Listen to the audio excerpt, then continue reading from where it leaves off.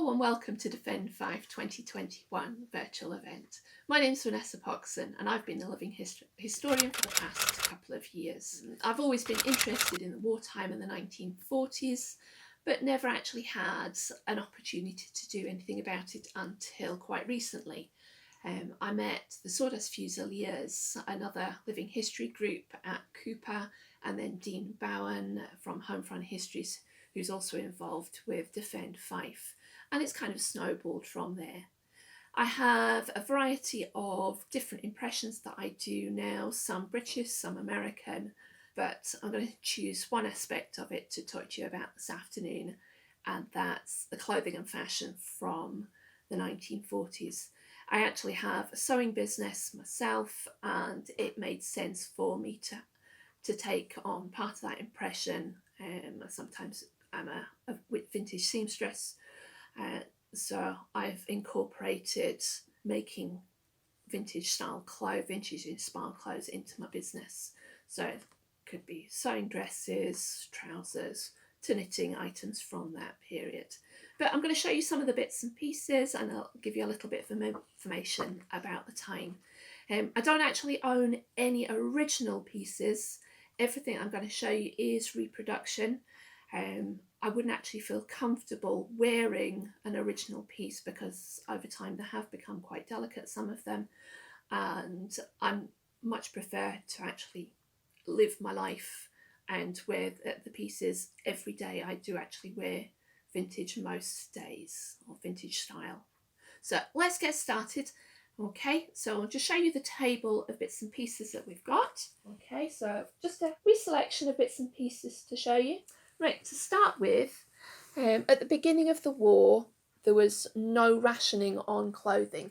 The price of clothing actually increased at the beginning of the war, and as you can imagine, those with most money actually were able to buy more clothing. The government actually brought in rationing overnight on the 1st of June 1941 with no warning. People had no notion that this was actually going to happen. They weren't actually prepared, they had no ration books. And when the coupons were originally required, the shopkeepers, the retailers had to use the margarine coupons out of the ration book. Adults were originally given 66 coupons to spend per year, as well as paying for the clothes. But by 1945, the coupon allowance had gone down to 24. So you had to be really, really careful about what clothes you were buying. And as you can imagine, by the end of the war, people on the home front were looking a little bit shabby. That's where the Make Do and Mend campaign came in, because people were having to make do with what they had, making things stretch, making things last for as long as they possibly could. Okay, now one of the strange things, hats were never on ration. The government actually felt that women on the home front, they needed to keep their morale up. They were the ones providing all the munitions, keeping the soldiers going, providing everything for the soldiers and Navy and all the services fighting. So they needed to keep their morale up. So they felt that hats, makeup was the way to go. So hats and makeup were never on ration. They were never very available. They're quite scarce, but they were never on ration, so you could buy them if you could find them. This particular hat came from a government newsreel film which showed you how to repurpose your serving husband's trilby because he no longer needed it, and turn it into a hat for a lady. Berets were very popular amongst younger women. Of course, a lady would never be seen out in the street without a hat. So we've got fair old hats here. They would have been quite warm. Lots of patterns for knitted hats of different varieties. This one comes from one of the books I've got, and I've loved the style of this one since I was about 10.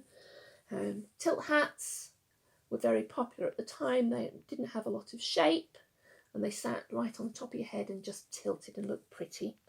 But of course, there was always the headscarf.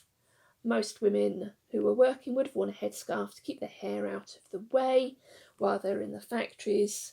The Land Army and the Women's Timber Corps very often wore them while they were working in the fields, not just to keep the hair out of the way, but if they were going to a dance on the Friday night, it hid their curlers. Wool at the time came in hanks, so you'd get a hank like this and then have to get a child to hold it so you could wind it into a ball. You knitted everything. They've got a pair of socks on the needles here. Even smaller children were expected to be able to knit. By the time you were 10, you should have been able to knit a pair of socks on 4 needles. That's actually one of the stipulations in the guide's knitting badge, to knit a pair of socks and another garment. There were plenty of books around at the time which had provided patterns for all kinds of items in the home, so plenty of things for women there. But not only did they provide patterns, they also provided information on renovations and repairing items, as well as combining items. So this bodice here has been unpicked from an old cardigan and re-knitted and then attached to a dress where the bodice itself has worn out. So instead of having 2 garments which were not useless, we've actually got 1 useful garment again. This particular book, there were lots of them. This is the wartime edition, the 13th edition. The previous editions were quite thick and had lots of patterns in. This one, they've pared down the patterns and actually only included patterns in there that conformed to the new clothing regulations, the amounts of wool that we used, so it wasn't fancy. So you've got a baby's layette there. Actually, when you were pregnant, you got an extra 60 coupons to buy your baby's layette out of. So this booklet actually conforms to the economy standards. I've got another book here that was published just after the rationing was bought in, clothing rationing was bought in. Joanna Chase was a reporter for the Daily Mail, and in here she's actually suggested a 4-year plan for a woman's wardrobe, for the things you should possibly buy, so you weren't wearing everything out all in one go. You were making those coupons last over 4 years. So obviously at this point they knew the war was going to go on for more than a year, because she's planned 4 years worth of wardrobe. As I've said, knitting was really popular. Fair Isle particularly was very much a popular item because it used up odds and ends of wool. You didn't need a whole lot of wool in the same colour to finish a garment. An added bonus was, because there was multiple strands, it was a double layered, so it was an extremely warm thing to be wearing. So men, this is a men's pullover. Men, women, girls, children would all wear Fair Isle because it used up wool. A lot of the women's clothing was actually very tight fitting. The closer it held to the body, the warmer it was. So this is actually quite a useful pullover because it stretches in size, but due to the cable and the rib design, it holds neat to the body and it's nice and tight. Knitting wasn't just for the home front. Women at home and boys as well. The boys were expected to be able to knit too. They knitted for the services. Socks were the usual thing to be sent out, but also balaclavas to heat up the services on chilly days, cold days when they're out in the field. They'd be worn under battle dress. The things would be knitted in a particular colour depending on the fighting service. These gloves here, fantastic wee things. They had an open palm so the soldiers could still use their hands while keeping them warm on the backs. These are marksman's mitts, so you can see they've got a trigger finger knitted in, so they'd keep warm hands but would still be able to use their arms. But not all of the knitting patterns were for the fighting services. Some were for home as well. Anybody wearing a steel helmet, if you were on fire watch, ARP duty, would know that steel helmets weren't that comfortable. So this is a steel helmet cap to be worn under your steel helmet just to make it that little bit more comfortable. Other things in short supply were toys. Children weren't forgotten about completely. This is from a wartime pattern that's actually made to the original size. So toys would be made from scraps. You'd use up anything that was left over from dressmaking to make toys for small children. They fit nicely in their hands, just the right size, and they don't take up too much fabric, and you'd stuff them with little bits that couldn't be used for anything else. Some toys were knitted up as well. Of course, the make, do and mend was in. You couldn't possibly go out and buy new clothes every time. A little tear, a little rip, if it got a bit worn, you'd have to make do, you'd have to mend it, add another button on, add another snap. So all the snaps were here.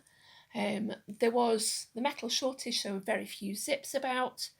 Most ladies' dresses, the fitted ones, were actually closed with snap fasteners at the side instead of a zip, and it was just a very small closure, but it brought them into the women's sides. Darning socks. No point in having a good pair of socks everywhere apart from the heel or the toe.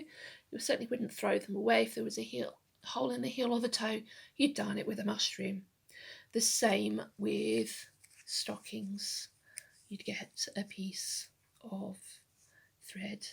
Part of the regulations was that there was no decorative stitching on shopboard items, so things were quite plain. Women may do by using embroidery thread to embroider different designs onto blouses, onto a dress, or they used felt or wool to make up brooches to accessorise it. With a brooch you could add it to different outfits. There was a shortage of elastic during the war, so ladies' knickers changed from being elasticated ones in many cases to using French knickers which just used one button at the side. Bras could also be changed. This is made from a wartime pattern and a wartime economy pattern. You can see the straps, there's no stretch in them. They were made to fit the wearer. They also had a button fastening at the back. This one's actually quite comfortable. I've worn this one, it fits me perfectly, and it actually does the job. It's not supposed to be revealing, it's just there to hold everything in. There was fancy underwear, you could do it. Parachute silk, if you perhaps have got a fancy piece of satin from somewhere. Pair of cami knickers, again a wartime economy pattern, using just a yard of fabric. It's all cut on the bias and using every single piece of the fabric to its best ability. Lace, however, wasn't on the ration. You could buy lace quite easily to adorn it, so if you wanted to make your cami knickers, your French knickers look prettier, it was available. However, you didn't always want pretty knickers. In the depths of winter, when you're out on fire watch, this is more what you wanted. Now, I did say there were patterns for everything that could be knitted, and yes, we've got knitted cami knickers. They may not look the most attractive, but when you're on fire watch in the middle of the night up on some roof, you'll be glad of these cosy things around you. You wouldn't be going back to a centrally heated house, so you would need to stay as cosy and warm as you could while you were out. We'll have a quick look the two Dressmakers dummies over here. This one's got another fair old jumper on it, different pattern. This one's actually got long sleeves. A lot of them were actually short sleeve. You would have worn a short sleeve jumper over a blouse and then perhaps worn a jacket over the top. They were quite fitted. Again, as I said before, keep you nice and cosy. The closer it was to the body, the cosier it was. And as you can see on this skirt, it doesn't fit my dummy, so it's pinned on, but we've got buttons up the side showing the closure there. However, saying all that, you bought your clothes, but you didn't want to spoil them. This next piece, the last piece, was perhaps the most important piece. Whatever you were doing in the house, you'd cover up with your pinny. This one's made from an old curtain, so it's an example of make, do and mend. It covers everything right from the hem of your skirt right up to your neckline. It's only your sleeves exposed and keeps everything clean and tidy and free from rips. Added advantage is that it also is an added layer, so it keeps you cosy and warm. By the time a wartime woman had put on all her clothes, bra and knickers, a slip, a dress, a cardigan, and then her pinny, she was actually quite warm in the house. You have to remember there was very little heating available in those days. So there we are. We've had the quick tour of fashion in the 40s and clothing regulations. I'm hoping that's given you a clue and maybe answered some questions or given some things that you didn't know before. Thank you for listening.